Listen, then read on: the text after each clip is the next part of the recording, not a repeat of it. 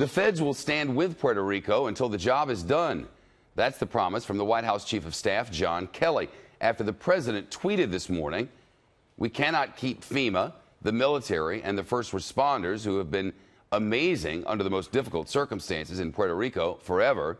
This afternoon, General Kelly defended that tweet. The tweet about FEMA and DOD, read military, is exactly accurate. They're not going to be there forever. And the whole point is to start to work yourself out of a job and then transition to the rebuilding process. It's been 3 weeks since Hurricane Maria slammed into the U.S. territory. Nearly 85% of Puerto Rico is still without power. Millions of Americans are short on food and short on water. And officials say 45 people are now confirmed dead. President Trump also tweeted that Puerto Rico's infrastructure was already a disaster before the storm, and that the island is dealing with a financial crisis largely of their own making. Phil Keating with the news. Phil, the mayor of San Juan is responding vocally.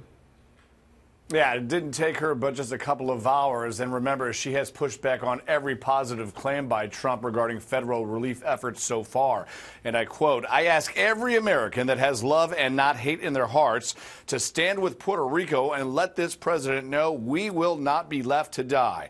No one needs an invitation to help, to feed the hungry, to cure the sick, to give a helping hand to those in need. Simply put, help us." The current status on the island 3 weeks after Cat 4 Hurricane Maria struck, nearly 85% of Puerto Rico, still no power. 1/3 of the island lacks clean running water, and just 8% of the roads are passable, according to the government. Regarding Trump's tweets this morning, HUD Secretary Ben Carson took the heat at the House Financial Services Committee. I have no intention of abandoning Puerto Rico. They're a very important part of who we are. So you don't agree with the president? He tweeted electric and all infrastructure was a disaster before the hurricanes, and sought to shame the territory for its own plight. Do you share that opinion? I think that our job is to make sure that we take care of the disaster that has occurred.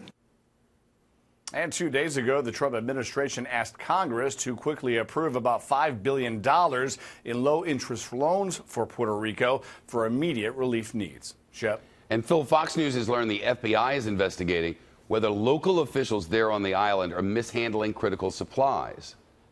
Yeah, this just broke about an hour ago. The FBI in Puerto Rico is receiving phone calls from across the island accusing local mayors of hoarding critical FEMA relief supplies like pallets of food and bottled water and giving them to their political supporters as special treatment and not distributing FEMA's pallets for other people who need them. In fact, one wild accusation involves a local party official driving his personal car around the backside of a government building and then loading it up with FEMA supplies, all for himself.